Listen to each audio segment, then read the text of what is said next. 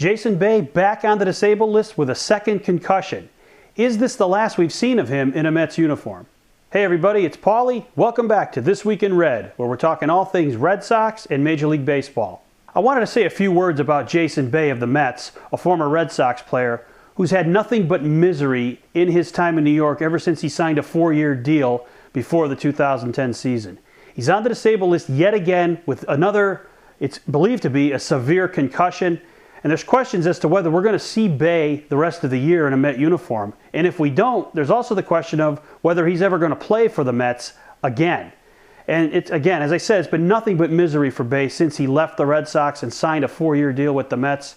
He's really had no success there at all.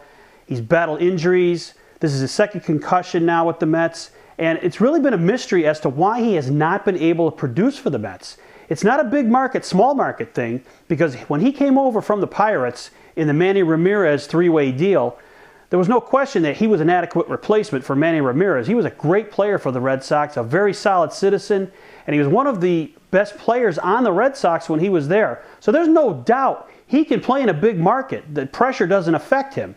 The fact he came over from a small market in Pittsburgh had no bearing on his success in Boston. But when he got to New York, he really just seemed to lose it. And it really wasn't because of the injuries. Even before his first concussion in July of 2010, Bay really struggled with the bat in New York. And a lot of people say that it was the big contract and the pressure of living up to the expectations of being a leader on that Mets team in terms of production that really was the downfall for Bay, and that he's never recovered from it.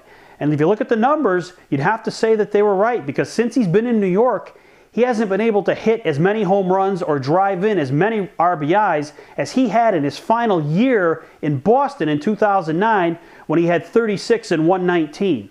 So it's been a big mystery for Jason Bay, and I'm really sad that he has not succeeded with the Mets, because he was a really solid citizen in Boston, and the Red Sox chose not to re-sign him. And there was some question at the time whether that was a questionable move, that he was going to be a main cog for the Red Sox and that they should keep him.